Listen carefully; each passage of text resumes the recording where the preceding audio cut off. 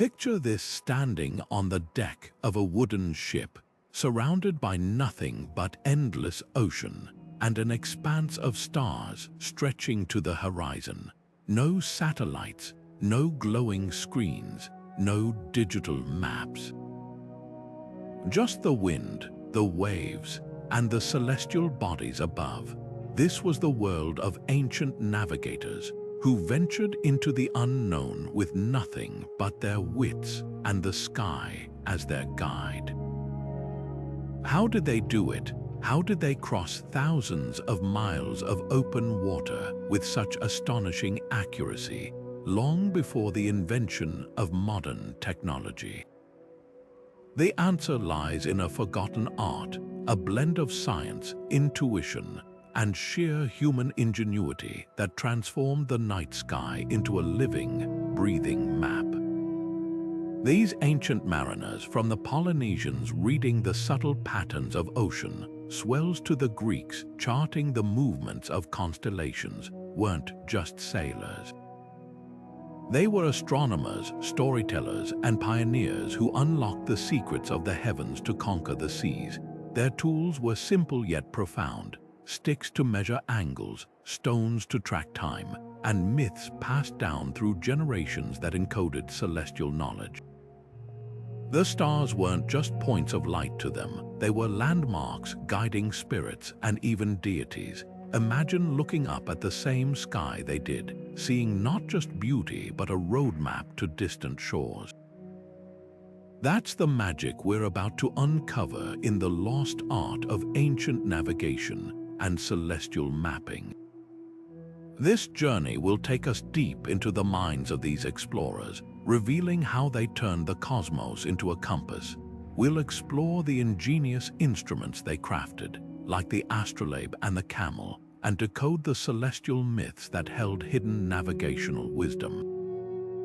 You'll discover how the Polynesians navigated the vast Pacific by memorizing the stars' paths, how Arab traders used the height of the North Star to gauge their latitude, and how Greek astronomers like Ptolemy mapped the known world with nothing but geometry and observation.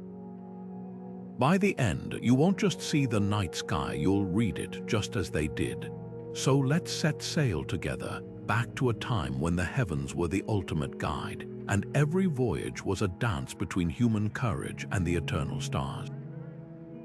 Long before the first compass needle trembled northward, before satellites beamed coordinates across the globe, humanity had already cracked the code of the cosmos.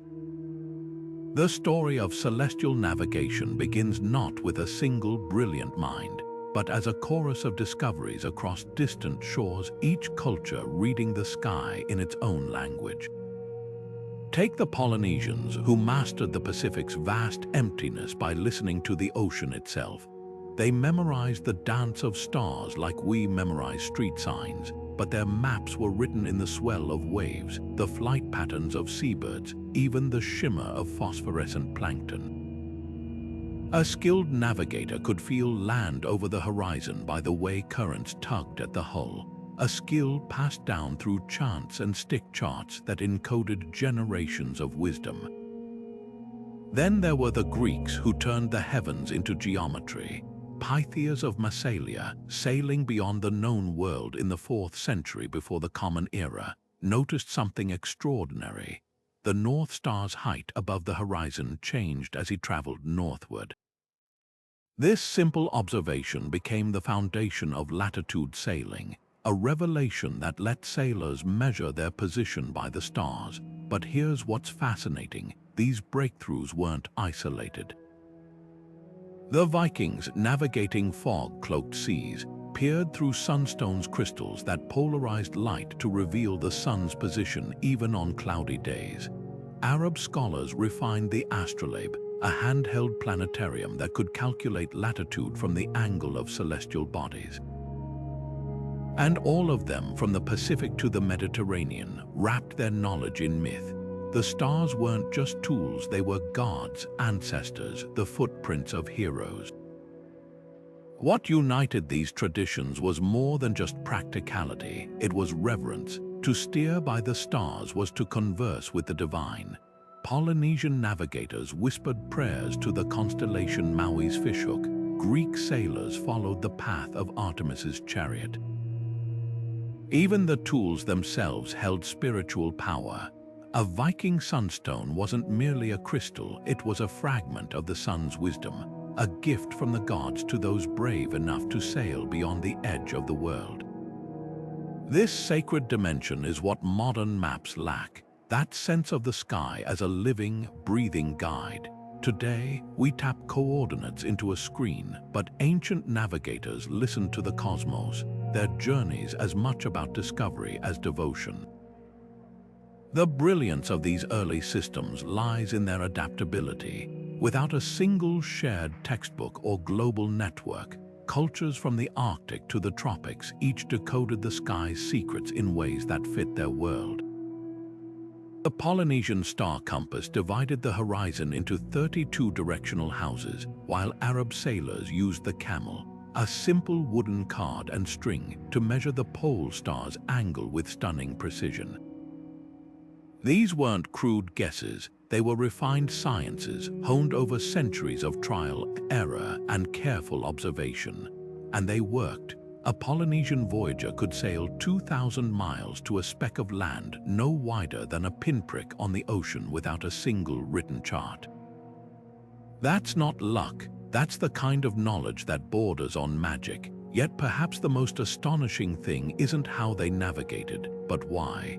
These weren't just routes between ports, they were journeys into the unknown, fueled by curiosity as much as commerce. When Pytheas sailed past the tin mines of Britain into the frozen north, he wasn't just mapping coastlines, he was chasing myths of a land where the sun never set.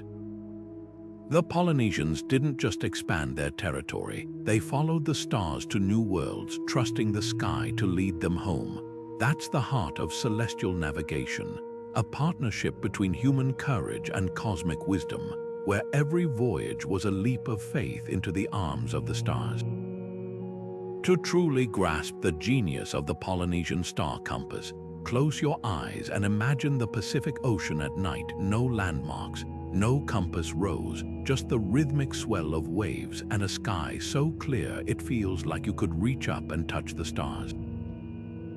That was the classroom of Polynesian navigators who didn't just use the stars, they lived them. Their compass wasn't carved in wood or drawn on parchment. It was etched into memory, a living map woven from celestial movements, ocean currents, and even the faint glow of microorganisms lighting up the water. Picture this, 32 invisible lines radiating from the horizon like spokes of a wheel, each aligned with a star's rising or setting point.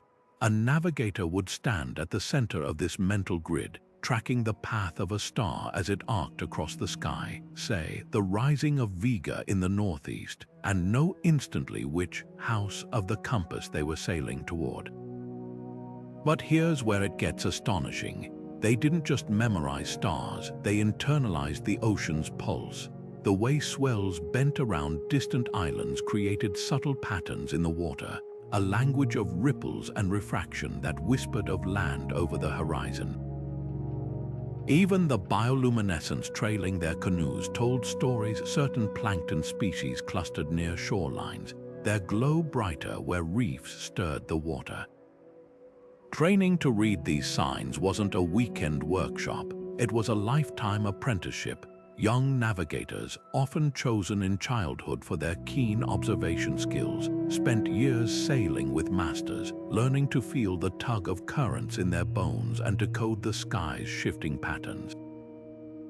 Knowledge wasn't written down, it was sung.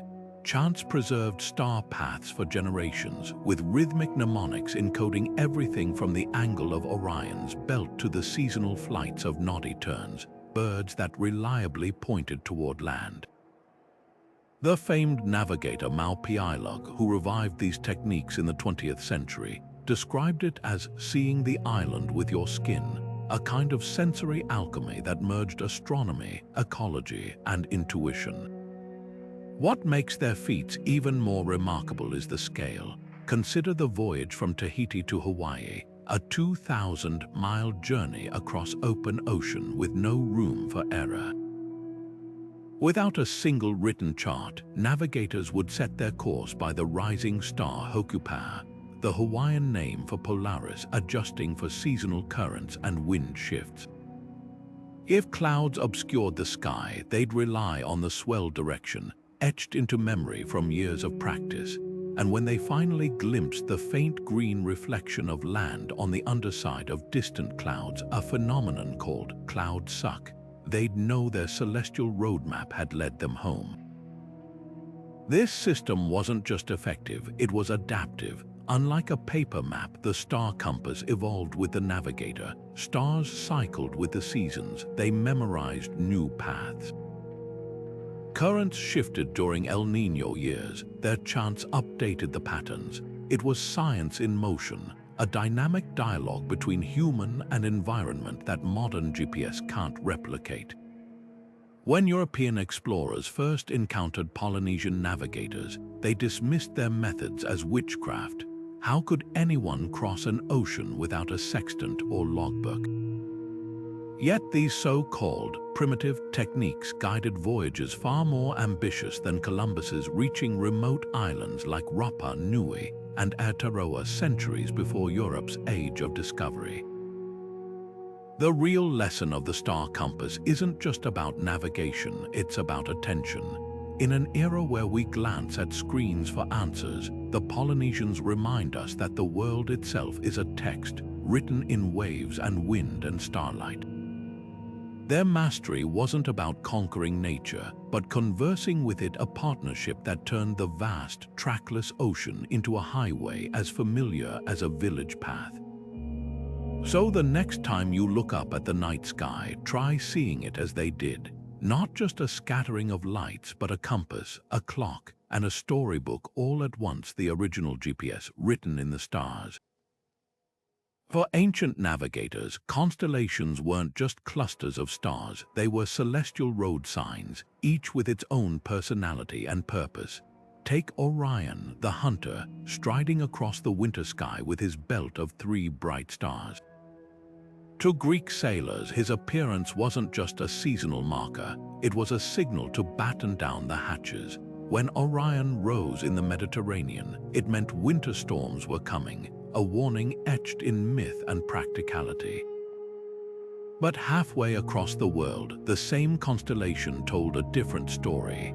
Polynesian navigators saw Orion's belt as the stern of a great canoe, part of a celestial fleet guiding them to new islands. One sky, countless interpretations. Each culture read the stars in the language of its own survival. The Big Dipper, part of Ursa Major, played an equally vital role. Norse sailors followed its pointer stars to Polaris, their steadfast guide northward, while ancient Chinese astronomers called it the Northern Measure, using its movements to mark the hours of the night. But perhaps the most poetic use came from the Micmac people of North America, who saw the bowl of the Dipper as a bear pursued by hunters, a story that explained the constellation's seasonal circling of the pole.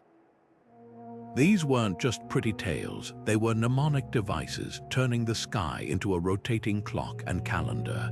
When the Pleiades cluster rose before dawn, farmers from Greece to Japan knew it was time to plant. When Scorpius dominated the summer sky, Arab traders timed their desert crossings to avoid its sting, the scorching heat of midsummer. Aboriginal Australian cultures took this concept even further with songlines, spiritual pathways etched in the land and mirrored in the stars. To them, constellations weren't static pictures but dynamic actors in an ongoing creation story. The emu in the sky, formed by the dark patches of the Milky Way, told when to gather eggs by its changing orientation. A navigator following a songline would sing the land into being, each verse correlating to a landmark or star, turning a journey across hundreds of miles into a living oral map. This wasn't navigation as we think of it, it was navigation as remembering, a sacred act of keeping the world alive through story. What's striking is how these systems converged across continents. The Dogon people of Mali, like the Greeks, used Sirius, the brightest star in the sky, to predict seasonal floods, despite having no contact with Mediterranean cultures. The Mayans tracked Venus with such precision they could predict its appearances centuries in advance, using its cycles to time everything from coronations to wars. These weren't coincidences, they were proof of humanity's shared instinct to seek order in the stars. Yet constellations did more than guide, they comforted. On a moonless night in the open ocean, when waves swallowed the horizon, a navigator could look up and see familiar faces: the hero Perseus, the twins Gemini, the dragon Draco. These patterns were cosmic companions, whispering that even in the unknown, you were never truly lost. That's why the stories mattered. A Viking didn't just follow the North Star. He followed the nail holding up the sky, placed there by Odin himself. A Polynesian voyager didn't just steer by the Southern Cross. She followed the anchor stone of the gods. The sky was alive, and to sail beneath it was to join an ancient conversation, one that still echoes when we look up today. Consider the Astrolabe, a device no larger than a dinner plate, yet containing the entire cosmos in its brass curves. Crafted with the precision of a watchmaker and the vision of a poet, this ingenious instrument was born from the marriage of Greek geometry and Islamic innovation. Picture a disc engraved with concentric circles, each representing celestial spheres, overlaid with a pierced rete that mirrored the night's brightest stars. Rotate the rete to match the sky's configuration, align the ruler like Aladate with the sun or a star, and suddenly you held time and space in your hands. It wasn't just a tool, it was a portable universe, a testament to humanity's hunger to measure the immeasurable. The astrolabe's brilliance lay in its versatility. By the 9th century, scholars in Baghdad had transformed Hipparchus's early designs into a masterpiece of applied science. Need to determine your latitude. Hold the astrolabe vertically, sight Polaris through the Aladate, and read the angle from the graduated edge, a technique Arab traders used to navigate deserts and seas alike. Want to know when Ramadan would begin? The astrolabe could predict the moon's phases with stunning accuracy. Even timekeeping became celestial. By aligning the rete with the sun's position, you could read the hour like a sundial that worked at night. But what truly set the astrolabe apart was its artistry. Islamic craftsmen adorned them with intricate engravings, zodiac signs, prayer times, even poetic verses praising the stars. Each device was a fusion of science and soul, as much a work of devotional art as a navigational aid. When these instruments reached medieval Europe via Muslim Spain, they sparked a revolution. Monasteries copied their designs, scholars like Chaucer wrote instruction manuals, and explorers like Columbus relied on them to venture into the Atlantic's uncharted waters. The astrolabe's legacy is hidden in plain sight today. Modern GPS relies on the same principle of triangulation, just with satellites instead of stars. The circular slide rule, the precursor to digital calculators, owes its logic to the astrolabe's rotating plates. Even the concept of layered data, so familiar in smartphone apps, echoes the astrolabe's stacked disks of information. Yet none of these modern tools carry the same sense of wonder. Holding an astrolabe wasn't just about finding your way, it was about holding a mirror to the heavens, a reminder that the sky's mysteries could be captured in brass and human ingenuity. Perhaps the most profound lesson of the astrolabe isn't technical but philosophical. In an age where we've outsourced navigation to algorithms, the astrolabe reminds us that curiosity once demanded participation. To use it, you had to understand the stars' motions, the math behind their paths, the stories they told. It rewarded patience and observation qualities that turned sailors into scholars and the night sky into a classroom. So while we may no longer need brass discs to find our way, we've lost something in the exchange: the intimacy of holding the universe in your hands, one carefully measured degree at a time. Amid the fog and ice of the North Atlantic, Viking navigators faced a challenge no star could solve: how to find the sun when the sky was a featureless gray. Their secret weapon, according to Norse sagas, was the mysterious solarstein or sunstone, a crystal that could reveal the sun's position even through thick clouds.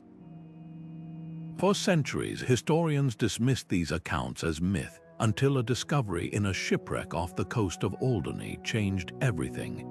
Among the wreckage lay a piece of Icelandic spar, a transparent calcite crystal that, when rotated, splits light into two beams, a phenomenon called polarization. Here's how it worked: by holding the crystal up to the sky and rotating it until the twin beams matched in brightness, a Viking navigator could pinpoint the sun's hidden position with eerie accuracy. Modern experiments have proven the method's effectiveness. In one study, researchers using Icelandic spar navigated within 5 degrees of the sun's actual location, even under overcast skies. But the sunstone was only half the system. Vikings likely paired it with a shadow board, a wooden slab marked with concentric circles. Once the crystal revealed the sun's angle, they'd place a gnomon, a small vertical stick, on the board, casting a shadow that indicated direction like a crude compass. Together, these tools transformed a ship's deck into a makeshift observatory, turning faint light into a reliable guide. The true genius of this system lay in its simplicity.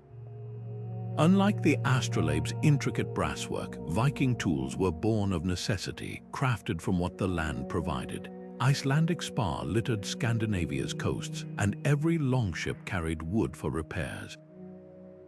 Yet their effectiveness was undeniable. With these humble tools, Vikings navigated from Norway to Newfoundland, a feat that still baffles modern sailors. When clouds hid the stars and storms scrambled wave patterns, the sunstone became their lifeline, a literal light in the darkness. What's most striking isn't just the technology, but the mindset behind it. Viking navigation wasn't about precision instruments or mathematical charts. It was about reading subtle clues in a world that refused to stay still. They watched the flight paths of seabirds, noted the color of seaweed, and even tasted seawater for glacial melt that hinted at nearby land. The sunstone didn't replace these skills, it complemented them, a testament to their willingness to merge innovation with intuition. Today, the debate continues. While no sunstone has been found in a definitive Viking archaeological context, the Alderney discovery, and the sheer improbability of Vikings crossing the North Atlantic without such aids makes a compelling case. Perhaps the truth lies somewhere between myth and reality, in a tradition where tools were as fluid as the sagas themselves. After all, Viking navigators weren't just sailors, they were storytellers, turning the raw data of light and shadow into legends that still guide us toward understanding. Imagine being adrift in the Atlantic with no land in sight, knowing that mistaking your east-west position by even a degree could send your ship smashing into unseen rocks. This was the terror of the longitude problem, the puzzle that tormented sailors for centuries. Without a reliable way to measure longitude, every voyage was a gamble. But in the 18th century, an ingenious celestial solution emerged: the lunar distance method, a technique so complex it required astronomers, mathematicians, and sailors to collaborate in ways never seen before. The method hinged on a simple but profound insight: the moon moves. Unlike fixed stars, our lunar companion shifts its position against the celestial backdrop by roughly its own width every hour. By meticulously measuring the angle between the moon and specific stars, say Aldebaran in Taurus or Spica in Virgo, and consulting painstakingly compiled lunar tables, navigators could calculate their longitude. Think of it as cosmic triangulation. The moon became a giant clock hand in the sky, with its position revealing Greenwich Mean Time no matter where you were on Earth. Compare that to local time determined by the sun's height, and the time difference converted directly into miles east or west of home port. But executing this was anything but simple. First, sailors needed a sextant to measure the moon-star angle with razor precision, a challenge in itself on a heaving deck. Then came the calculations. Johannes Kepler's revolutionary laws of planetary motion finally allowed astronomers to predict the moon's erratic path accurately, but the math could fill pages. Navigators had to account for atmospheric refraction, parallax errors from viewing angles, and even the moon's lumpy gravitational field distorting its orbit. The Nautical Almanac, first published in 1767, became a lifeline, offering precomputed lunar distances for specific hours. Yet even with these aids, the process could take 4 hours of relentless computation, all while waves soaked the precious paperwork. What's remarkable is how this cumbersome system pushed science forward. To perfect lunar distance, astronomers like Neville Maskelyne, Britain's 5th astronomer, Royal transformed observatories into data factories, employing human computers to crunch numbers. The quest for accurate lunar tables accelerated the development of calculus and celestial mechanics. And when John Harrison's marine chronometer eventually rendered the method obsolete, it was only because lunar distance had proven that longitude could be measured, inspiring the very innovations that surpassed it. Yet for all its complexity, the lunar distance method embodied something timeless: humanity's willingness to wrestle with the heavens for answers. Those sailors squinting at the moon weren't just solving equations, they were stitching together science and survival, turning the night sky into a tool that reshaped the map of the world. In that struggle lay the essence of exploration, not just moving across the ocean, but reaching beyond what was thought possible. While European navigators were still relying on coastal landmarks, Chinese astronomers had already turned the night sky into a grid of celestial bureaucracy, meticulously catalogued, carefully interpreted, and deeply entwined with the fate of empires. As early as the 4th century before the Common Era, stargazers like Shi Shen and Gan De were compiling star catalogues so precise they recorded the exact coordinates of 146 fixed stars, grouping them into constellations named after imperial officials and palaces. To them, the Milky Way wasn't just a streak of light, it was the celestial river with its own bridges, ferryboats, and bureaucratic delays. The real marvel lies in their observational rigor. Chinese astronomers didn't just chart stars, they documented celestial drama. One record from the year 1054 describes a guest star glowing so brightly it was visible by day for 23 days before fading. Modern astronomers recognize this as the Crab Nebula supernova, a cosmic explosion whose remnants still pulse with energy today. Another entry from 48 before the Common Era details a comet with a broom-like tail that later proved to be Halley's Comet on its predictable 76-year loop around the Sun. These weren't mere curiosities, they were cosmic bulletins. When a broom star appeared, it might signal drought or rebellion, prompting emperors to adjust taxes or delay wars based on celestial warnings. But the true game-changer was their fusion of heaven and earth. By the Han Dynasty, Chinese scholars had noticed something peculiar. Lodestone, a naturally magnetic mineral, would always align itself north-south when floated on water. This led to the world's first magnetic compass, initially used not for navigation but for harmonizing buildings with cosmic energy in Feng Shui. Yet by the time of the Song Dynasty, maritime traders were mounting these south-pointing needles on ships, merging celestial navigation with magnetic guidance. Imagine the advantage. Even when clouds obscured the stars, a captain could consult the compass to stay on course along the Silk Road sea lanes, where Chinese junks carried porcelain as far as East Africa. What set Chinese astronomy apart was its seamless blend of science and statecraft. The Imperial Astronomical Bureau wasn't just an observatory, it was a government department tasked with interpreting the sky's will. Officials used armillary spheres, intricate bronze rings representing celestial circles, to predict eclipses with such accuracy that failure meant professional disgrace. One 9th-century astronomer even designed a mechanical clock powered by water wheels that replicated planetary motions, centuries before Europe's clockwork revolution. The legacy of this system echoes in unexpected places.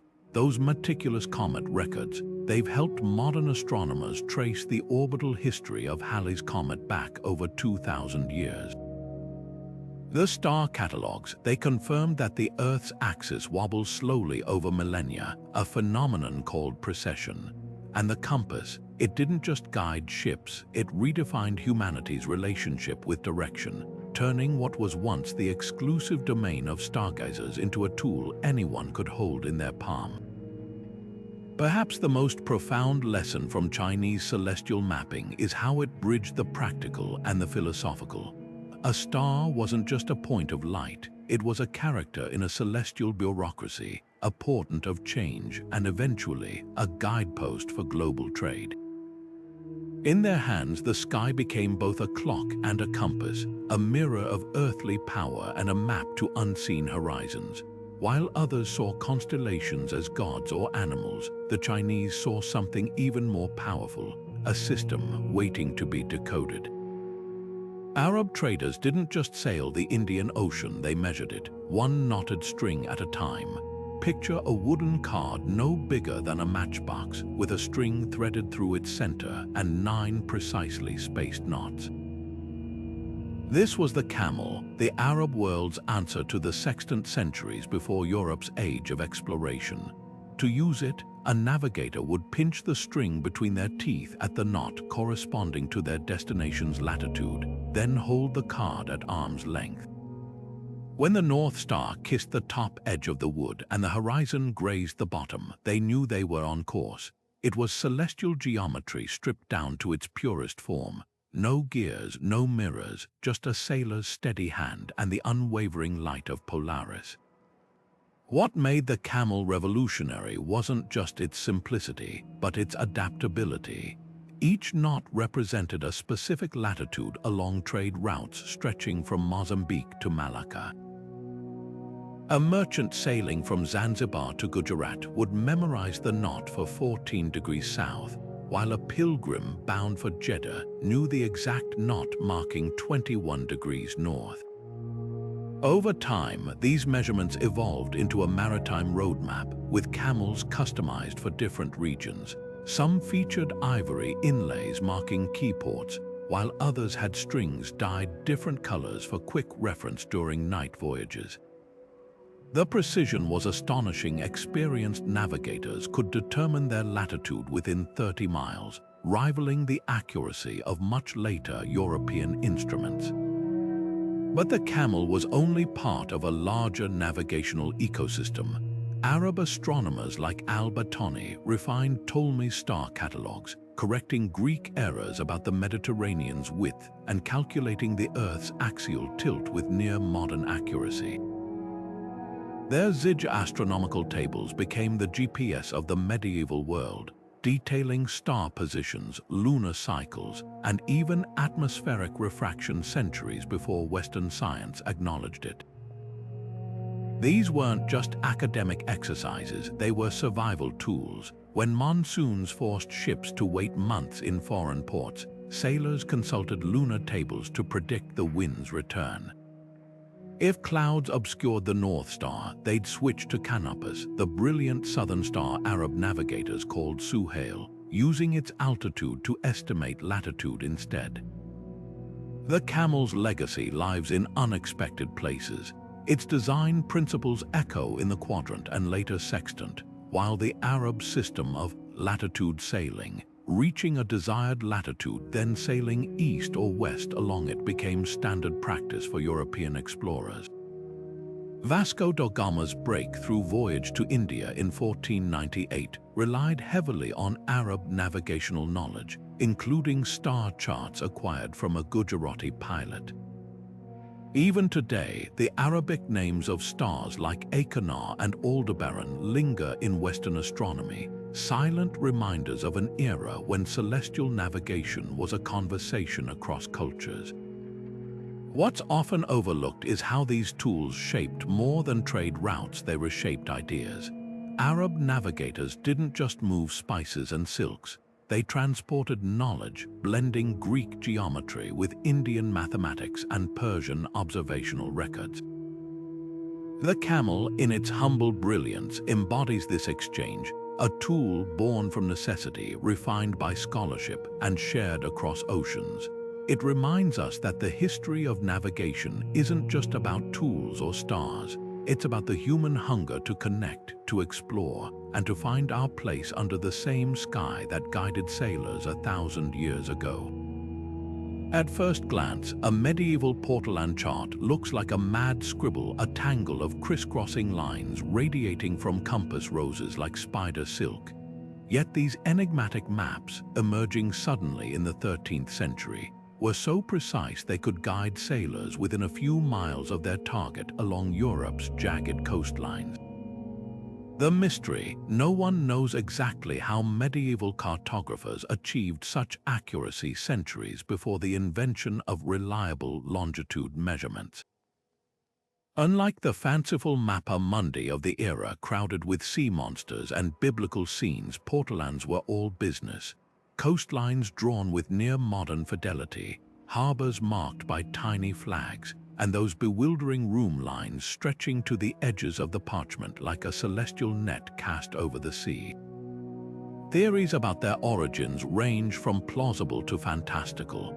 Some historians believe Mediterranean mariners developed them through painstaking, running surveys, sailing known routes while recording compass bearings and estimated distances, then stitching these fragments together like a nautical quilt. Others point to the Carta Pisana, the oldest surviving portolan from around 1275, whose sudden sophistication suggests earlier prototypes lost to time or secrecy. Then there's the guild hypothesis, that families like the Vescont clan in Genoa guarded map-making techniques as trade secrets, passing them down through generations like bakers hoarding sourdough starters. The most tantalizing clue: many portolans share uncannily consistent scaling errors, as if copied from a single, now vanished master chart drafted with tools or knowledge we've since forgotten. What makes portolans truly unique is their focus on the liminal space where land meets sea. While most medieval maps prioritized political boundaries or pilgrimage routes, these charts obsess over coastal minutiae, the curve of a bay where tides create treacherous eddies, the exact angle of a headland visible from 20 miles offshore. This suggests they weren't standalone guides but companions to celestial navigation. A sailor might use the stars for open water crossings, then switch to the portolan's room lines, each representing a constant compass bearing to navigate treacherous inshore waters. The lines themselves are a marvel of practical design. By choosing 32 directions, one for each compass point, spaced 11¼ degrees apart, mapmakers created a grid that let sailors plot courses with simple straightedges, no trigonometry required. The lingering question isn't just how they were made, but why their techniques vanished. By the 16th century, as explorers ventured beyond Europe's shores, portolans gave way to Mercator's projections and printed atlases.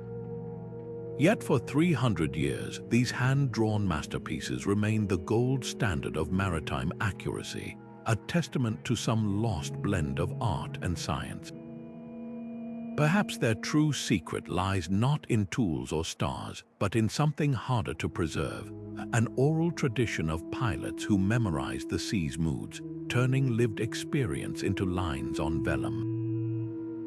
Like the Polynesian stick charts that encoded wave patterns in bent twigs, portolans may have been less about mathematics than about translating the sea's whispers into something that could be passed hand to hand, ship to ship, across the silent dark of centuries. When Christopher Columbus set sail in 1492, his navigation toolkit was shockingly sparse: a compass, an astrolabe he barely understood, and an unshakable belief in his own calculations. Unlike the meticulous Arab traders with their camels or the Polynesians reading ocean swells, Columbus relied primarily on dead reckoning, a method as blunt as it was risky. He'd measure the ship's speed by tossing a log overboard and counting how quickly it passed between two marks on the deck, a technique called heaving the log, then estimate distance traveled by multiplying speed by time. The flaws were glaring. Ocean currents distorted his path, and his assumption that 1 degree of latitude equaled 56 miles instead of the true 69 shrunk the earth in his mind, convincing him he'd reached Asia when the Bahamas lay outside his cabin window. Yet this haphazard approach somehow worked, proving that even crude celestial navigation could unlock new worlds when paired with sheer audacity. Magellan's 1819 circumnavigation showcased a leap in precision and desperation. His fleet carried cross staffs, simple wooden sticks that measured the angle between the horizon and Polaris or the sun. By sliding a crosspiece along the staff until its ends touched both horizons, navigators could calculate latitude with surprising accuracy. But the cross staff had a dark side. Staring directly at the sun to align it left many of Magellan's crew half-blind. Worse, longitude remained a guessing game. When the fleet reached the Pacific after months of battling storms near South America, Magellan's maps misjudged its width so catastrophically that supplies ran out, forcing sailors to eat leather and rats. The bitter irony: indigenous Pacific Islanders could have told them the ocean's true scale. Their celestial lore had mapped it for centuries. Then came James Cook, the methodical cartographer who turned celestial navigation into high art. Armed with a sextant and the first reliable nautical almanacs, Cook employed the lunar distance method, measuring the moon's position relative to stars to crack the longitude puzzle. His secret weapon was the Kendall chronometer, a clock so accurate it lost mere seconds over months at sea, finally allowing sailors to compare local time with Greenwich time. But Cook didn't just trust machines. He absorbed indigenous knowledge wherever he sailed, learning Polynesian star paths in Tahiti and Maori current charts in New Zealand. His maps were so precise that modern GPS still nods to their accuracy. The tension between these three approaches reveals a hidden truth about the age of exploration. Celestial navigation was as much about ego as astronomy.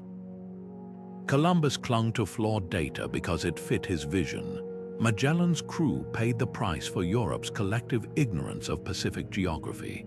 Cook, by contrast, embraced humility. His journals overflow with corrections, acknowledging errors in earlier European maps. This wasn't just progress, it was a cultural shift. Navigators were no longer conquerors imposing their will on the seas, but students of a cosmos that refused to be rushed or reasoned into submission. Yet for all their tools, these explorers shared one vulnerability. The margin for error was terrifyingly thin. A misread star could strand a ship on uncharted reefs. A cloudy night might delay lunar observations just long enough to miss a vital landfall. The very instruments meant to tame the unknown sometimes amplified its dangers, like Magellan's cross staff, which traded precise angles for human sight. What saved them wasn't just technology, but adaptability. Cook didn't just observe the sky, he listened to the ocean, noting how kelp patterns hinted at nearby land or how bird behavior changed near coastlines. In the end, celestial navigation's golden age wasn't about mastering the heavens. It was about learning to navigate the gaps between human ambition and the universe's infinite complexity. The chronometer didn't just tell time, it shattered an entire worldview. When John Harrison's H4 chronometer finally conquered the longitude problem in 1761, it marked the beginning of the end for celestial navigation's dominance. Here was a device that could keep near-perfect time at sea, unaffected by rolling waves or shifting stars, turning the agonizing calculations of lunar distances into a relic overnight. But the irony runs deep. The very instrument that made celestial methods obsolete was born from centuries of staring at the heavens. Harrison's breakthrough didn't come from ignoring the stars, it came from trying to measure them better. Yet the chronometer was only the first domino to fall. By the late 19th century, steam power replaced sails, and ships no longer needed to dance with the wind's whims. Radio beacons began crackling across coastlines in the early 1900s, offering position fixes at the twist of a dial. Then came radar, Lunar, and finally GPS, each innovation chipping away at the need to squint at sextants or decode star charts. The risks of human error in celestial navigation became harder to justify when a satellite could pinpoint your location within meters. A single miscalculation in dead reckoning or a misread lunar distance could send a ship fatally off course, as tragically demonstrated by the 1923 wreck of the USS Cyclops, lost with all hands after a celestial navigation error in the Bermuda Triangle. But here's what's fascinating: celestial navigation never truly disappeared. Even in our age of silicon and satellites, it lingers as a stubborn backup, taught in naval academies and aviation schools as a fail-safe. The reason is simple: technology fails. Solar flares disrupt GPS signals, hackers spoof navigation data, and equipment malfunctions mid-ocean. In 2019, the U.S. Navy reintroduced mandatory celestial navigation training after realizing over-reliance on digital systems left sailors vulnerable. Airline pilots still learn to use sextants for polar routes, where magnetic compasses behave erratically and satellite coverage can lag. There's a quiet poetry in the fact that astronauts aboard the International Space Station occasionally practice star sightings with a sextant, the same tool Cook and Magellan once gripped in their salt-crusted hands. This tension between old and new reveals a deeper truth about progress. The chronometer didn't just tell better time, it redefined what we trust. Ancient navigators saw the cosmos as a partner, modern systems treat it as background noise. Yet when satellites go dark or screens freeze, we're forced to remember: the stars are the original network, always broadcasting, never requiring a software update. The decline of celestial navigation isn't just a story of obsolescence, it's a cautionary tale about what we risk when we stop looking up. Even in the age of supercomputers and satellites, celestial navigation refuses to fade into history, because space, ironically, is where these ancient techniques still shine. When Apollo 12's guidance computer failed after being struck by lightning during liftoff in 1969, astronauts Conrad and Bean didn't panic. They pulled out a star chart and a sextant, citing the angle between Earth's horizon and specific stars to manually realign their spacecraft. That same backup method saved Apollo 13 when an explosion crippled their systems, forcing the crew to navigate by the sun and moon to slingshot around the moon and return home. NASA didn't just keep these skills as nostalgia. They were a lifeline, proving that when circuits fry and screens go dark, the stars remain the most reliable network of all. Fast forward to the International Space Station, where astronauts still practice celestial navigation as part of their training. Though the ISS relies on GPS and ground-based tracking, every crew member learns to use a handheld sextant called the Crew Optical Alignment Sight. Why? Because in orbit, a single solar flare or space debris collision could disrupt communication with Earth. Russian cosmonauts have even used the same technique to manually dock Soyuz capsules when automated systems failed, lining up their approach by sighting stars through tiny viewport windows. It's a poetic twist. Humanity's most advanced explorers still depend on the same sky reading skills that guided Polynesian voyagers and Arab traders centuries ago. Meanwhile, back on Earth, master navigator Nainoa Thompson keeps these traditions vibrantly alive. In 1976, he revived the art of wayfinding without instruments aboard the Hokulea, a replica Polynesian voyaging canoe.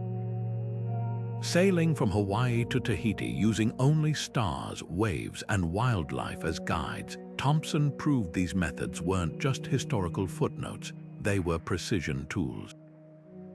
His secret, a mental star compass blending science with ancestral knowledge. The ocean is your teacher, he says, describing how subtle shifts in swell patterns or the sudden appearance of certain birds signal land long before it's visible. Today, the Hokulea continues to circle the globe, training a new generation in celestial navigation, while reminding the world that GPS hasn't erased the need to understand the natural cues surrounding us.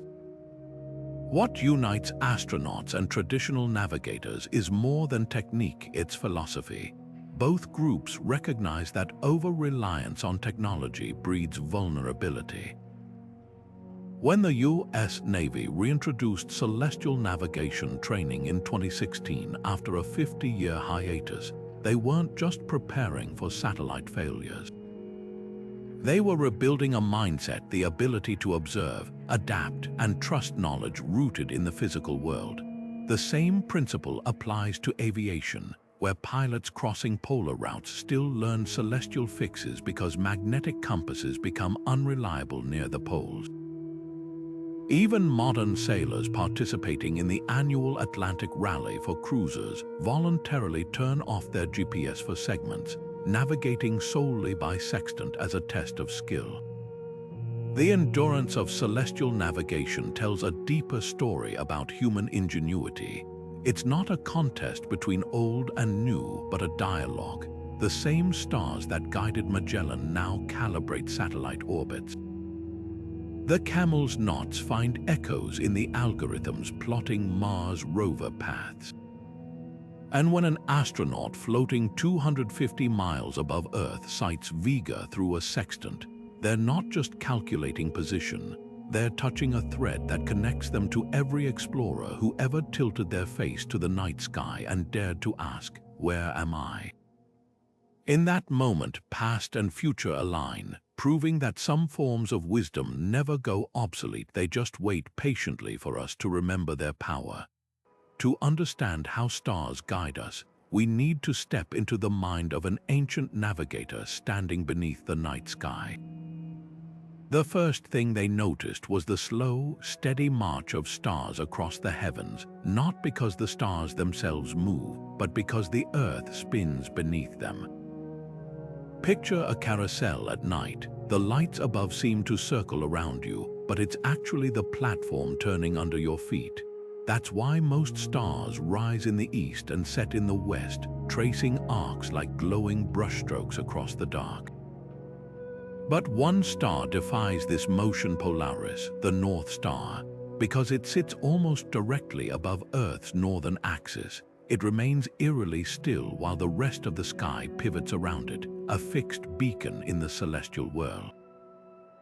For centuries, sailors simply raised their eyes to Polaris and knew they were facing true north, no compass required. But here's where it gets fascinating. Polaris wasn't just a static marker, its height above the horizon held secrets. Navigators soon realized that the angle between the star and the horizon, what astronomers call declination, changed depending on how far north or south they traveled. At the equator, Polaris hugs the horizon at 0 degrees but sails north to Oslo, and it climbs to nearly 60 degrees. This discovery turned the sky into a natural GPS. Measure Polaris's angle with a camel or quadrant, and you've got your latitude. The Vikings called this latitude sailing. Reach your desired parallel, then turn east or west until you hit your target. It was like walking along the rungs of a celestial ladder, each degree of declination a step closer to home. Of course, nothing at sea is ever perfectly simple. Earth's curvature introduces a sneaky error called dip, the illusion that stars sit lower near the horizon than they truly are, thanks to atmospheric refraction bending their light. Ancient navigators compensated by using dip tables, mathematical adjustments passed down through generations. They also tracked azimuth, the compass bearing of a star as it rises or sets. A star like Sirius, flashing bright on the eastern horizon at a precise azimuth, could serve as a seasonal alarm clock, signaling when to plant crops or when monsoon winds would shift. The real genius lay in combining these tools. Polynesian navigators didn't just memorize star paths, they internalized the rhythm of the sky. They knew that when the Pleiades dipped below the western horizon at dusk, it was time to sail south before the trade winds weakened. Arab traders watched for canopus to skim the southern horizon, its brief appearance marking the edge of the known world. Even the false cross of the southern hemisphere, a star pattern often mistaken for the true Southern Cross, became a waypoint once sailors learned its unique dance across the night. What's astonishing is how these stargazers turned cosmic geometry into intuition. They didn't need trigonometry to know that Orion's belt, rising vertically in the tropics, tilted diagonally in temperate zones. They saw it with their own eyes night after night. They recognized that the Big Dipper's rotation around Polaris could mark the hours like a celestial clock, its handle pointing to different numbers as the Earth turned. This wasn't just navigation, it was a conversation with the universe where every star told a story of time, place, and direction. So the next time you glance at the night sky, try seeing it as they did, not as random dots, but as a dynamic map. The stars that seem to move are Earth's rotation made visible. The ones that stay still are your anchors, and the subtle shifts in their positions, those are the whispers of a planet in motion, inviting you to decode its journey. Ancient navigators didn't just follow the stars, they listened to them, turning the void of space into a roadmap written in light. When the sun climbed high, ancient navigators faced a new challenge: how to measure its position without the fixed reference points the night sky provided. The simplest solution was also the most elegant: a stick in the ground. Known as a gnomon, this unassuming tool cast shadows that told stories of time and direction. By tracking the shadow's shortest length at midday, sailors could pinpoint true north, the moment when the sun reached its zenith and the shadow aligned perfectly north-south. The Vikings perfected this with their shadow board, a wooden slab marked with concentric circles. They'd plant a gnomon at the center and watch as the shadow's tip traced a path across the grooves, revealing not just direction but latitude. The shorter the shadow, the closer they were to the equator, the longer it stretched, the nearer to polar waters. But solar navigation wasn't limited to shadows alone. Arab traders refined the quadrant, a quarter-circle device with a weighted plumb line and a sighting mechanism. Holding it vertically, they'd align the sun's rays through the sight, and the plumb line would indicate the solar altitude on the graduated scale. This measurement, combined with tables tracking the sun's seasonal declination, gave them latitude as reliably as starlight. They called this method Asin, named after the Chinese word for height, a nod to the cross-cultural exchange that shaped maritime science. On the open desert or the rolling sea, the quadrant turned sunlight into data, proving that even the fiercest glare could be tamed with geometry. What's remarkable is how these techniques adapted to local conditions. In the Mediterranean, where skies were often clear, sailors relied on the sun's predictable arc. But in the Baltic's foggy reaches, Vikings used sunstones, crystals of Icelandic spar, to locate the sun even through overcast skies. By rotating the crystal until the light polarized into twin beams of equal brightness, they could deduce the sun's hidden position with eerie accuracy. Meanwhile, Polynesian navigators, lacking fixed gnomons on their canoe decks, read the sun's path through the sway of their vessel, correlating its angle with the rhythm of ocean swells. These solar methods shared a common thread: improvisation. When Portuguese explorers ventured south of the equator, where Polaris vanished below the horizon, they turned to the sun's midday altitude to gauge their latitude. The Mayans, mapping time as meticulously as space, used temple alignments to mark solstices, turning pyramids into monumental gnomons. Even farmers became unwitting navigators, planting rows by the sun's seasonal arcs long before compasses reached their fields. The true brilliance of solar navigation lies in its democracy. Unlike stars, which demanded clear nights and memorized patterns, the sun offered a daily reset, a fresh chance to recalibrate. Its path changed with the seasons, but that very variability became a calendar in the sky. When the autumn sun dipped lower each noon, Norse traders knew to stockpile supplies before winter storms. When the summer sun hovered near the zenith, Arab caravans timed their crossings to avoid midday heat. The sun wasn't just a tool, it was a partner in the dance of survival, its light etching routes into the earth and sea long before maps could capture them. Today, we barely notice the sun's navigational role. Our phones handle the math for us. But stand outside at noon with a broomstick and you'll glimpse the old magic. Watch the shadows shrink to nothing, then regrow, and you're repeating an experiment as ancient as seafaring itself. The tools may have evolved, but the principle remains. In the sweep of a shadow or the tilt of a crystal, humanity once found its way by reading daylight like a language, one solar syllable at a time. To the ancient Greeks, the constellation Orion wasn't just a pattern of stars. It was a fallen hunter, forever chasing the Pleiades across the sky. But this myth wasn't mere entertainment. It was a celestial instruction manual. When Orion's belt tilted at a certain angle, Mediterranean sailors knew winter storms were coming, just as the legend warned of the hunter's deadly temper. Across the Pacific, Polynesian navigators told of Maui's fishhook, the curved stars of Scorpius, which pulled islands from the sea. The hook's seasonal appearance signaled when to launch voyages, weaving practical knowledge into the fabric of sacred story. These myths weren't decorations, they were survival tools, turning abstract star movements into unforgettable narratives. Consider the Maori legend of Toma Rareti, whose celestial canoe became the Milky Way. As the story goes, the young voyager's tears of loneliness scattered across the night sky, forming the Magellanic Clouds, two star clusters that Polynesian navigators used to mark southern latitudes.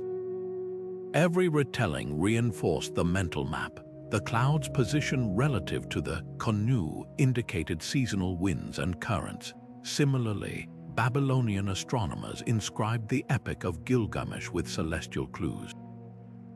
The hero's journey mirrored the sun's annual path through the zodiac, linking myth to agricultural cycles and trade routes. When Gilgamesh crossed the waters of death, it wasn't just drama, it described the perilous autumn months when storms made sailing treacherous. The genius of these stories lies in their duality. A Greek sailor didn't need a star chart to remember that Poseidon's wrath. The storm season arrived when Aquarius poured his watery urn. The image was visceral, emotional, and impossible to forget. oral cultures perfected this blend of science and poetry. Viking sagas described the northern lights as the armor of dead warriors, but also noted their appearance meant clear sailing weather. Aboriginal songlines wove navigation into creation stories, where every rock and tree held cosmic significance. These weren't just tales, they were mnemonic masterpieces, compressing generations of observation into narrative shorthand. Even the tools carried mythic weight. The Norse Sunstone, said to be a gift from the god Freya, wasn't just a crystal, it embodied divine protection. Polynesian navigators whispered chants to the star compass, treating it as a living entity.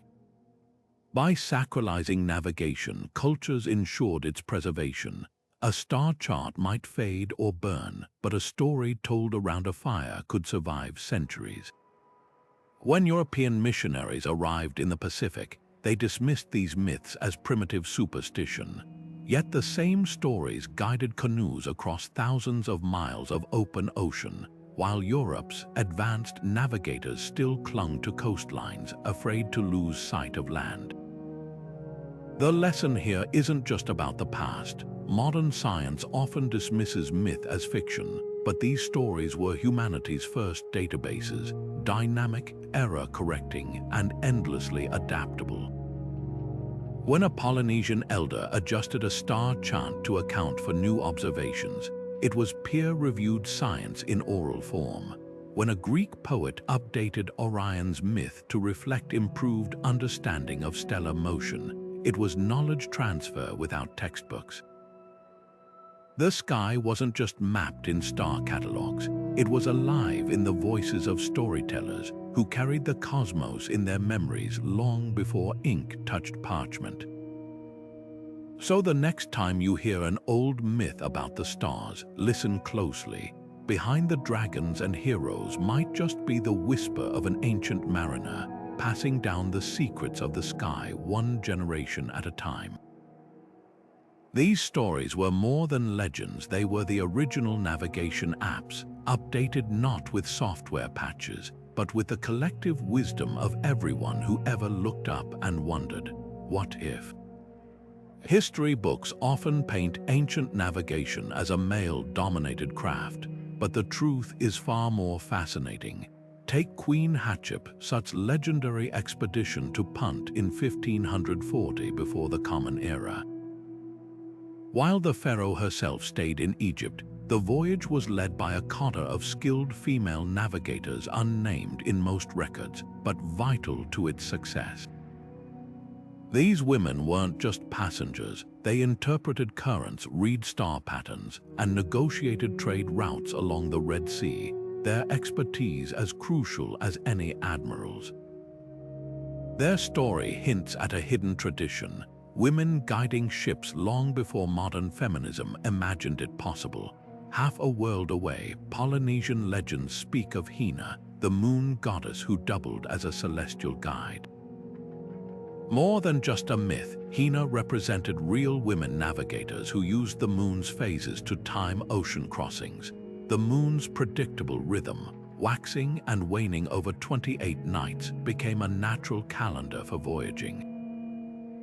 Women memorized how its light reflected differently on open ocean versus lagoon waters, a subtle clue to land over the horizon. In some oral traditions, Hina wasn't just a deity but a title bestowed on master wayfinders. Their knowledge passed mother to daughter through chants that encoded tidal patterns and star paths. Micronesia offers even clearer evidence. There, women from the Marshall Islands crafted mental maps of the sea, so precise they could pinpoint fishing grounds hours from shore.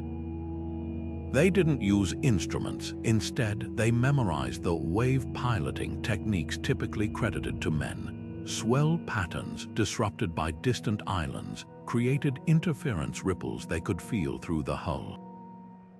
Elders trained girls to recognize these vibrations as early as age 6, turning their bodies into living seismographs of the sea. Some women became so adept they could navigate blindfolded, relying solely on the ocean's pulse beneath their feet. These stories shatter stereotypes, but they also reveal something deeper. Navigation wasn't just about physical strength or daring. It demanded patience, observation, and communal memory, qualities cultures worldwide associated with feminine wisdom. In Scandinavia, sagas tell of volvas, female seers who interpreted the northern lights for sailing routes. In Japan, armored divers, women who freed dove for pearls, navigated by underwater rock formations, their knowledge critical to coastal trade. Even in medieval Europe, where guilds often barred women from ships, port records show female lighthouse keepers and harbor pilots guiding vessels through treacherous shoals. What's been lost isn't just their names, but the recognition that ancient navigation thrived on diversity of thought. Polynesian wayfinders knew that women's perspectives balanced men's. Where men focused on stars, women tracked bioluminescence or bird migrations, creating a fuller picture of the sea. Modern science confirms this. Mixed teams solve complex problems faster, just as mixed-gender crews likely did millennia ago. The irony is stark. Today's maritime industries still struggle with gender parity, while the very origins of seafaring were far more inclusive than we've been taught. Perhaps the most poignant legacy lies in the Marshall Islands stick charts. These intricate frameworks of palm ribs and shells, mapping currents and swells, were often woven by women. Not as mere artisans, but as cartographers, their knots and curves encoding knowledge that kept fleets alive. One surviving chart, now in a British museum, was made by a woman named Lunar in the 1800s. Her name, like so many others, barely registers in history books, yet her work guided canoes across hundreds of miles of open water, proving that the art of navigation was never just a man's world. It was a human one, written in the stars, the waves, and the hands of those history forgot to name. The Marshallese stick charts look nothing like any map you've seen. No coastlines, no compass roses, just a tangle of palm ribs lashed together with coconut fiber, dotted with cowrie shells. To an outsider, they resemble abstract art, but to the navigators of the Marshall Islands, these intricate frameworks were living textbooks, encoding the ocean's secrets in a language of curves and knots.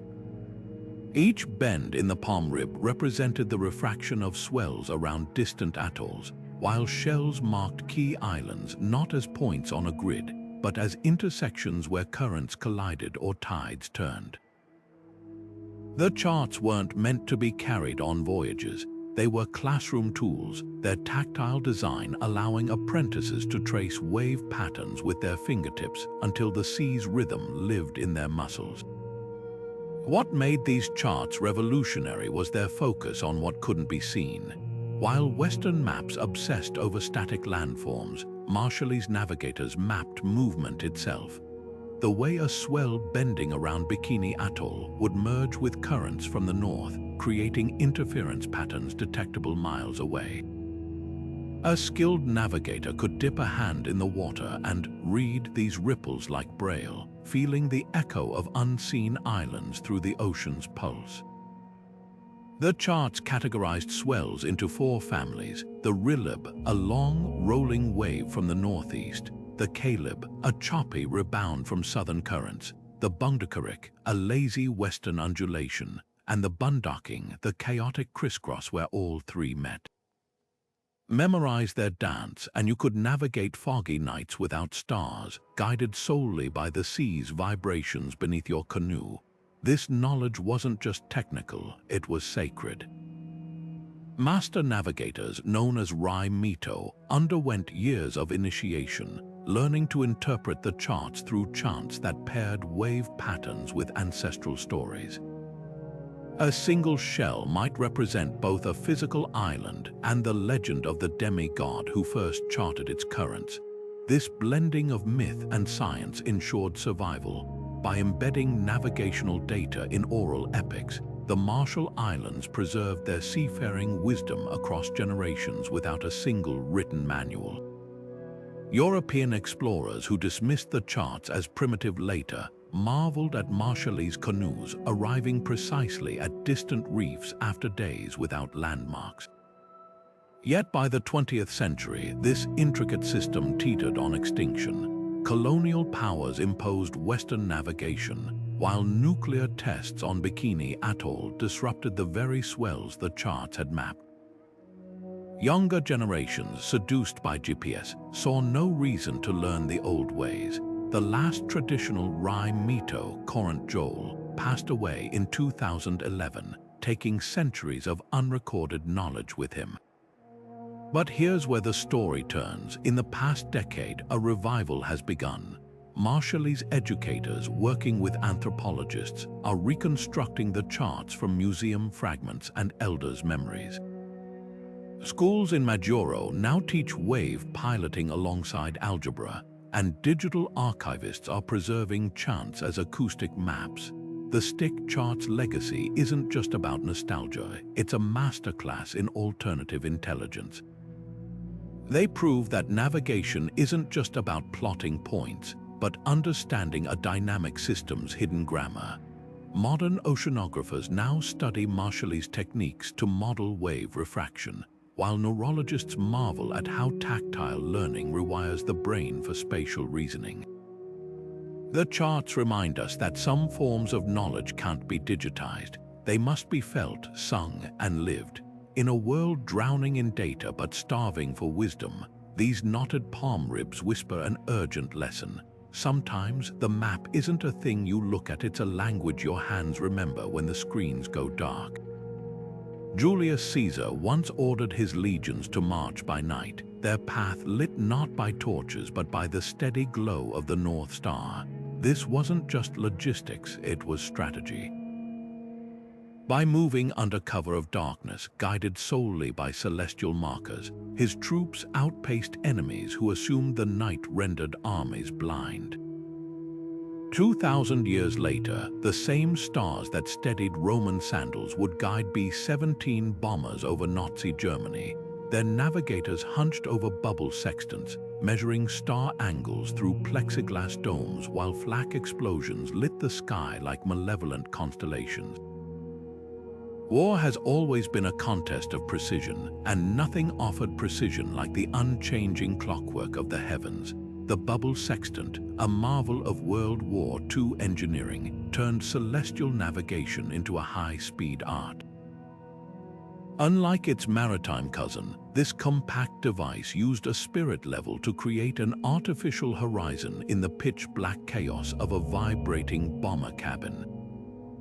Navigators would sight a star through the eyepiece, align the bubble, and snap a reading in seconds, often while dodging enemy fighters. The stakes were terrifyingly simple. An error of 1 degree could divert a bombing run by over 50 miles, missing factories and hitting schools. The infamous 1943 raid on Schweinfurt saw entire formations lost not to German guns, but to navigational drift after cloud cover obscured their celestial fixes. Those who made it back did so by dead reckoning and sheer luck, a stark reminder that even in the age of radar, the stars held veto power over survival. But celestial navigation's wartime role wasn't limited to the skies.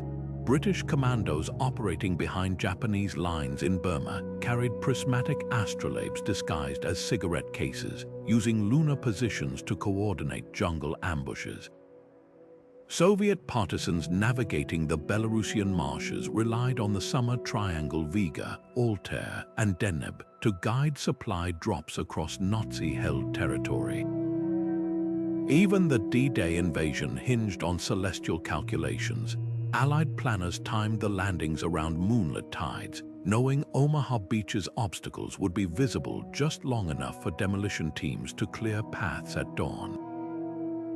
What's astonishing is how these techniques persist. Modern fighter pilots still train to use sextants, not as relics but as redundancies. In 2019, a U.S.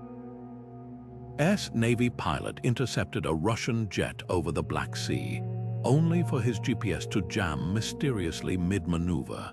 Falling back on pre-digital drills, he used the sun's azimuth and known flight time to recalibrate his position, avoiding international airspace violations. Meanwhile, special forces from Norway to New Zealand practice Arctic navigation using only stars and snowdrift patterns, preparing for a future where satellites might be the first casualties of war. The deeper lesson here isn't just about tools, it's about time. The same stars that guided Caesar's legions still anchor emergency protocols today because warfare's fundamental truth remains. Technology fails, but the cosmos keeps time with ruthless consistency. When a SEAL team navigates a GPS-denied desert using Orion's belt, or a submarine resets its inertial guidance system by sighting Polaris through a periscope, they're not just solving a problem. They're joining a chain of warriors stretching back millennia, all united by one unshakable principle: if you can read the sky, you'll never truly be lost.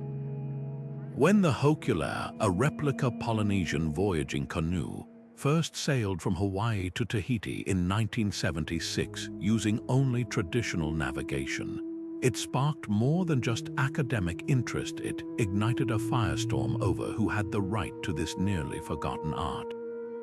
At the center stood Maupiailug, a master navigator from the tiny Micronesian island of Satawal, who had memorized the star compass as a child under threat of beatings if he forgot a single chant.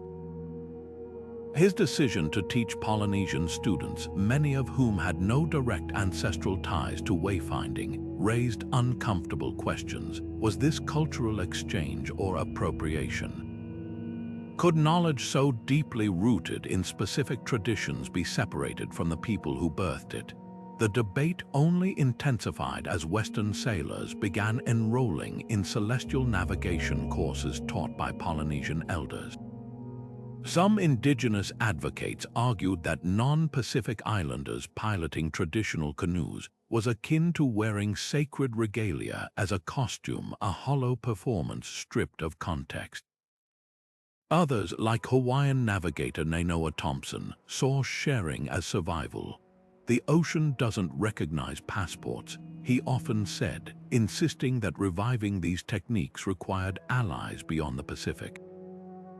The compromise, programs like the Polynesian Voyaging Society's apprentice system, where outsiders could learn but only after years of cultural immersion, proving their respect went deeper than romanticism.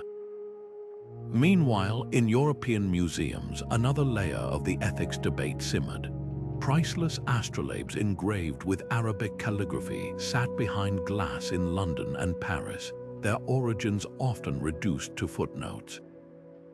Many were looted during colonial expeditions, their intricate engravings prayers to guide travelers now silent under museum lights. Scholars from Morocco to Malaysia increasingly demand their return, arguing that divorcing these instruments from their Islamic context erases the scientific contributions of entire civilizations. The irony is stark. The same tools that once connected cultures through trade now symbolize the fractures of history, yet some collaborations offer hope. In the Marshall Islands, anthropologists work with elders to digitize surviving stick charts, ensuring wave piloting knowledge outlasts its living custodians, but only with the community controlling access. In Greenland, Inuit hunters teach climate scientists how to read sea ice the old way, merging ancestral insight with satellite data. These partnerships reject the false choice between preservation and progress, showing how traditions can evolve without erasure. The heart of the issue isn't just who owns celestial navigation, but how we honor its living lineage. When a British sailor uses a camel without understanding its Arab inventors, or a tourist buys a mass-produced Polynesian star chart souvenir, the deeper connection phrase. But when knowledge flows with consent, when Mao's star compass is taught with the same chants that once scared him into memorizing it, something remarkable happens. The stars become more than tools, they become bridges carrying stories across oceans and generations. The question isn't whether these arts should be shared, but whether we're willing to receive them on their own terms, with the humility to acknowledge that some horizons were mapped long before we thought to look up.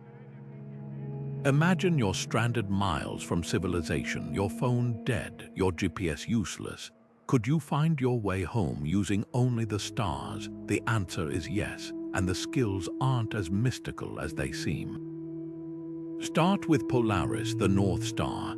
Unlike other stars that wheel across the sky, it holds nearly still above Earth's northern axis. To locate it, first find the Big Dipper, the 7 bright stars forming a ladle shape. Trace an imaginary line upward from the 2 stars at the end of the Dipper's bowl, and you'll hit Polaris, the tip of the Little Dipper's handle. That steady point is your true north, more reliable than any compass needle swayed by local magnetism. Now measure its height, your latitude using tools you already have, your hands. Stretch your arm fully and make a fist. The width of your clenched knuckles at arm's length equals roughly 10 degrees in the sky. Count how many fists fit between the horizon and Polaris.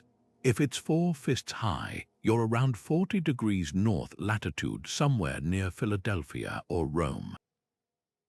For precision, craft a camel like Arab traders used, a small card with a string. Hold the string in your teeth at a knot marking your destination's latitude. Stretch the card until its top touches Polaris and its bottom meets the horizon. If the string slips to a higher knot, you've drifted north. Lower means you're too far south. But celestial navigation isn't just about Polaris. On moonless nights, Orion's belt points southeast when rising and southwest when setting. The summer triangle Vega, Altair, and Deneb arcs overhead in northern summers, with Altair marking due south at its peak. Even the moon becomes a clock. Its crescent tips always point toward the sun, revealing east at dawn and west at dusk. Modern apps like Star Walk overlay constellations on your screen, but relying on them misses the point. When a storm knocked out Puerto Rico's power in 2017, amateur astronomers used star angles to coordinate supply drops. In 2022, a lost hiker in the Rockies survived by steering toward the Big Dipper until she hit a trail. These aren't just party tricks, they're time-tested lifelines. The real magic happens when theory becomes instinct. Spend a week noting how Cassiopeia's W rotates around Polaris like a celestial hour hand. Track how Sirius, the brightest star, shifts position with the seasons. Soon, you'll stop seeing random dots and start reading a living map, one that guided Shackleton to safety and Polynesians to new islands. GPS tells you where you are. The stars teach you where you belong in the grand sweep of human exploration. That's a lesson no app can replicate. Light pollution now obscures the stars for 1/3 of humanity, dimming the very constellations that guided our ancestors. But in places like Utah's Natural Bridges National Monument or Namibia's Namib Rand Nature Reserve, pockets of pristine darkness still exist, not just as scenic wonders, but as living classrooms. These dark sky sanctuaries, certified by the International Dark Sky Association, serve as modern training grounds for celestial navigation. Rangers don't just point out constellations, they teach visitors to measure Polaris's angle with their hands, just as Polynesian voyagers once did. The movement goes beyond nostalgia. Chile's Atacama Desert, home to world-class observatories, recently passed laws requiring streetlights to shield upward glare, protecting both astronomical research and ancestral Mapuche star lore. Tech giants are also stepping in to bridge the gap between ancient wisdom and digital access. Google's Starline project uses augmented reality to overlay real-time celestial data onto smartphone cameras, identifying stars even through urban light pollution.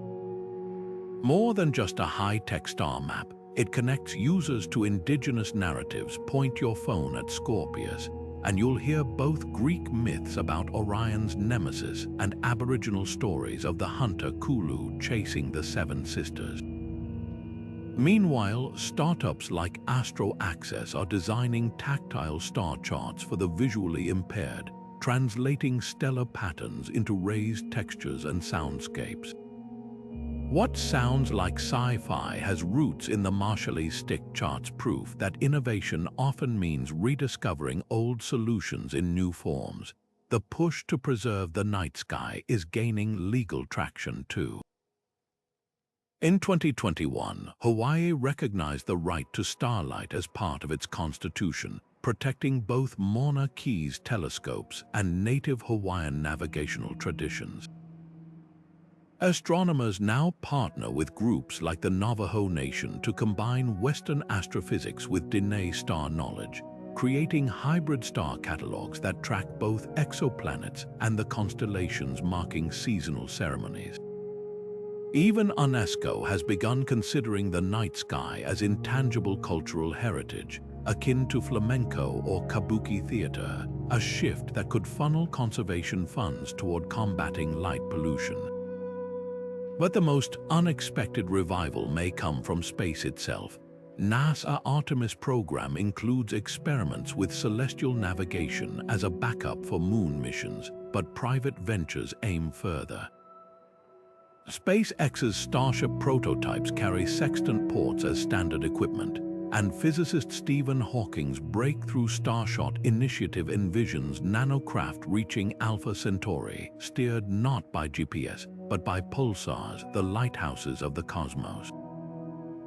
These ultra-dense neutron stars spin with metronomic regularity, their beams acting as interstellar mile markers. Future astronauts might navigate like Viking sailors, substituting pulsar flashes for Polaris while crossing light years instead of oceans. The irony is profound. The same technologies that made celestial navigation obsolete on Earth may resurrect it beyond our atmosphere. As we prepare to leave our planet's cradle, we're relearning what ancient mariners knew, that sometimes the oldest maps point the way forward. Whether standing in a desert staring upward or floating in a spacecraft peering back, the stars remain the one constant, whispering the same lesson to every generation. Look, learn, and let the sky guide you home.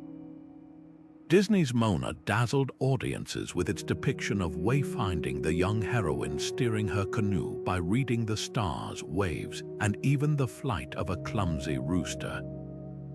It's a breathtaking sequence, but seasoned navigators notice the omissions. The film condenses years of rigorous training into a single musical number, glossing over the chants that encode star paths or the way Polynesian apprentices spend decades memorizing swell patterns. Yet for all its simplifications, Mona did something radical. It introduced millions to the idea that the Pacific wasn't crossed by accident, but through intentional, sophisticated science. The movie's release coincided with a surge in young Hawaiians joining wayfinding schools, proving that even a sanitized version of celestial navigation can ignite real-world curiosity. Compare this to Interstellar, where a tesseract folds time and space into a bookshelf behind a black hole. The film's climax hinges on the protagonist navigating through love, literally, as a fifth-dimensional force. While physicists cringed at the pseudoscience, the metaphor isn't entirely alien to ancient navigators. Polynesian legends speak of Mana, a spiritual energy that flows through stars and sailors alike, binding them in mutual respect. The film's poetic license misses the technical rigor of celestial navigation, but it captures something equally vital: the idea that traversing the unknown requires more than math. It demands a relationship with the cosmos. Then there's Master and Commander, where Russell Crowe's Captain Aubrey barks orders to shoot the sun with a sextant. The scene nails the tension of pre-chronometer navigation, where a single misaligned angle could strand a ship for weeks. But it skips the hours of calculation. The the logarithmic tables, the corrections for atmospheric refraction that turned raw measurements into usable coordinates. Hollywood loves the drama of a lone genius squinting at the heavens. It's less interested in the collaborative grind of sailors comparing star sightings or the indigenous navigators who shared knowledge across generations. The risk isn't just inaccuracy, it's erasure. When Pirates of the Caribbean reduces celestial navigation to Jack Sparrow's drunken stargazing, it plays into the myth that these techniques were haphazard, rather than the product of meticulous observation. Meanwhile, Arab contributions rarely make it to screen. How many viewers know that the Camel predated European sextants by centuries, yet pop culture also opens doors. After Mona, the Polynesian Voyaging Society saw record applications for apprenticeships. The Martian's protagonist, stranded on Mars, uses celestial mechanics to plot his course home, a plot point that sent countless viewers down Wikipedia rabbit holes about orbital navigation. The tension between entertainment and education isn't new. Shakespeare turned celestial navigation into metaphor in The Tempest, where Prospero's star to steer by symbolizes destiny. Jules Verne romanticized submarine navigation in 20,000 Leagues Under the Sea, blending real science with fantasy. These stories aren't manuals, but they're bridges inviting audiences to cross from wonder into understanding. The challenge lies in honoring the depth behind the spectacle, so that when a child gazes up after watching Mona, they don't just see pretty stars. They see a map, a clock, and a legacy waiting to be learned. Contrary to popular belief, ancient sailors weren't flat Earth zealots blindly sailing toward the edge of the world. The idea that medieval navigators feared plummeting off a planetary cliff is pure myth, one that ignores centuries of sophisticated astronomy. Take Eratosthenes, the Greek scholar who, in the 3rd century before the Common Era, not only knew Earth was round but calculated its circumference with shocking accuracy. Using nothing more than sticks, shadows, and geometry, he measured the angle of the sun at noon in 2 different cities, deducing Earth's curvature and size within a few % of modern measurements. His findings weren't fringe science, they were common knowledge among educated sailors and scholars for generations. Even the Vikings, often painted as superstitious raiders, navigated using a sun compass that only worked on a spherical planet, their routes plotted along lines of latitude that curved with Earth's shape. Then there's the Columbus fallacy, the romanticized notion that the stars alone guided him to the Americas. In reality, his celestial navigation skills were famously shaky. He misjudged the size of Earth by thousands of miles, confused the North Star's position due to faulty instruments, and relied heavily on dead reckoning, a crude method of estimating distance by speed and time, prone to massive errors when currents or winds shifted. His crew famously nearly mutinied, not because they feared sailing off the edge, but because Columbus's flawed calculations left them stranded in what seemed like an endless ocean. The irony, indigenous Taino people he encountered in the Caribbean had their own sophisticated navigation methods, reading wave patterns and bird migrations with precision Columbus couldn't match. The oversimplification of navigation history often erases the true innovators. While European explorers get credit for discovering lands long inhabited, Arab and Polynesian navigators were crossing oceans with celestial precision centuries earlier. The Marshall Islanders' wave charts, the Polynesian star compass, and the Arab camel all predate European sextants by generations.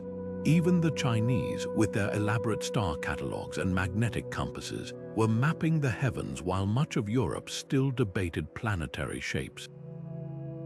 These myths persist because they fit a tidy narrative, one where progress is linear and Eurocentric, but the reality is messier and far more fascinating. Ancient navigators weren't guessing. They were observing, experimenting, and passing down knowledge through songs, stories, and instruments we're only now beginning to fully understand.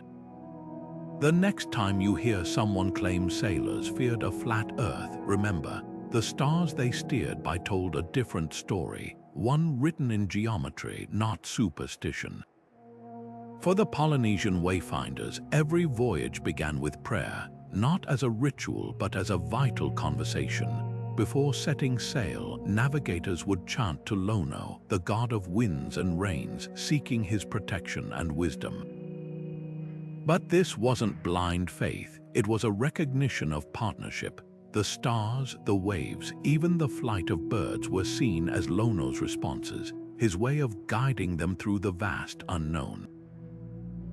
When clouds obscured the heavens, navigators didn't just wait for clarity, they listened. The way the wind hummed through the rigging or the way certain fish gathered beneath the hull held meaning, as if the ocean itself was whispering directions. To them, navigation wasn't about conquering nature, but collaborating with it, a sacred exchange where every ripple and gust carried intention.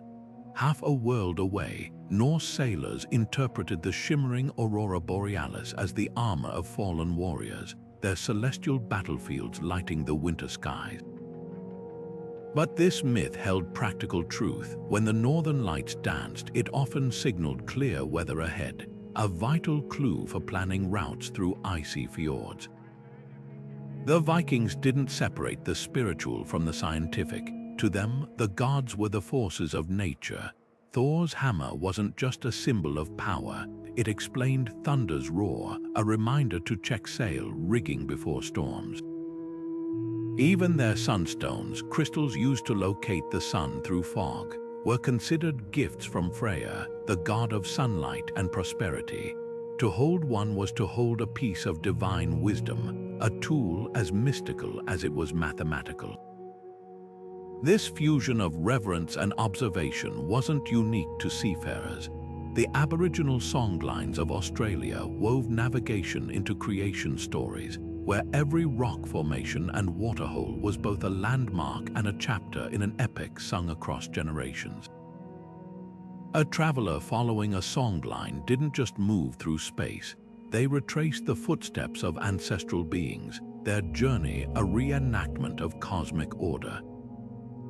The stars above mirrored the paths below, turning the act of finding direction into a ceremony. Similarly, Arab traders navigating by the camel would recite verses from the Quran as they measured Polaris's height, their prayers blending seamlessly with calculations. The line between supplication and science simply didn't exist. What these traditions share is a world view where the cosmos is alive, a participant, not a backdrop. Modern navigation treats stars as static reference points, but ancient mariners saw them as guides with personalities. Sirius wasn't just a bright star. To the Polynesians, it was Hoku Koapi, the star that crosses the sea, its appearance heralding the season of long voyages. The Pleiades weren't a random cluster. To the Maori, they were Matariki, a celestial family whose rising marked the new year. This personification wasn't poetic license, it was memory technology. By embedding navigation in story, cultures ensured their children would remember which stars led to fertile fishing grounds or safe harbors, long before written charts existed. The spiritual dimension also served as a humbling counterbalance to human ambition. Norse sagas warn of sailors who ignored omens, the sudden silence of gulls, or an unexpected shift in wave patterns, and paid with their lives. Polynesian chants include verses about the ocean choosing who could navigate its depths, a reminder that skill alone wasn't enough without respect. Even the Marshallese wave pilots, with their intricate stick charts, believed the ocean would hide its secrets from those who approached with arrogance. These weren't superstitions, they were safeguards against overconfidence woven into the fabric of survival. Today, as we tap screens for instant directions, we've lost more than just the old techniques, we've lost the conversation. Our satellites don't whisper warnings when storms gather. Our apps don't teach us to read the language of clouds, yet echoes of this sacred dialogue persist.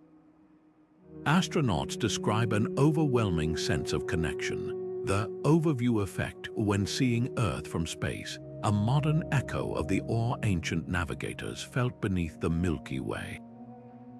Perhaps that's the deepest lesson. The stars guided our ancestors not just because they were useful, but because they inspired something beyond utility, a recognition that to navigate is to participate in something vast, mysterious, and profoundly alive. The stars that guided ancient mariners across uncharted oceans still hang above us, unchanged, yet we've changed how we see them. Where Polynesian navigators once traced the path of Hokulae Arcturus to find Hawaii, we now glance at constellations as decorative backdrops in light-polluted skies. But something profound happens when we relearn these lost arts. It's not just about nostalgia, it's about rediscovering a language the universe has been speaking all along.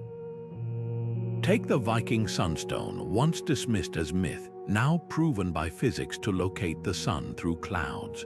Or the Marshallese stick charts, their curved palm ribs encoding wave patterns modern oceanographers are only beginning to decode with supercomputers.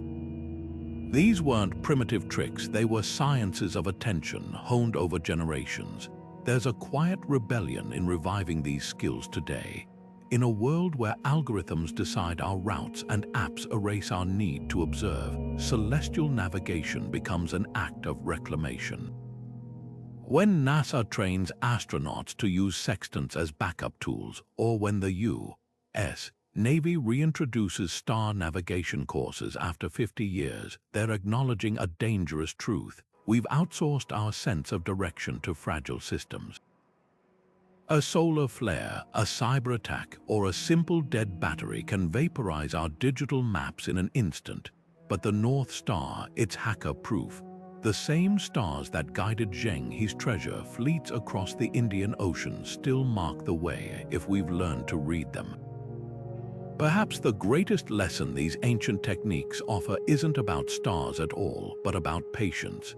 Polynesian apprentices spent years memorizing chants that encoded swell patterns. Arab scholars devoted lifetimes refining the camel's knots. Contrast that with our modern frustration when GPS takes 3 extra seconds to recalculate. Celestial navigation demands something radical, slowing down. To measure the angle of Vega with a sextant, you must steady your breath against the roll of the waves. To track the moon's distance from Aldebaran, you'll need to wrestle with logarithms. There's no quick fix, just the humbling realization that some forms of knowledge can't be rushed. Yet for all their precision, these methods were never sterile. They were woven with stories of Maui fishing up islands, of Orion chasing the Pleiades, of dragons coiled around the celestial pole. This blend of poetry and pragmatism might be their most enduring gift. Modern science often strips wonder from the equation, but ancient navigators knew better. To them, the sky wasn't just data, it was a living dialogue. When we look up tonight and recognize not just stars, but Hokulae Polaris pointing north or Sirius marking the dog days of summer, we're not just navigating. We're joining a conversation thousands of years in the making, so here's the challenge. Step outside on the next clear night, find one constellation, just one, and learn its story. Maybe it's Cassiopeia's throne or Scorpius poised to strike. Then imagine your hands holding a camel's string or a sextant's arc. The tools may change, but the sky remains the same teacher it was for Mona's ancestors and Magellan's crew. And if the lights ever go out, you'll know the oldest network of all is still online, broadcasting its silent guidance to anyone willing to look up and listen. The stars have always been there. The question is, are we still willing to see them? Drop your favorite celestial story in the comments, and let's keep these ancient wisdoms alive. For more journeys where history meets the horizon, hit subscribe, and may your path always be lit by good stars.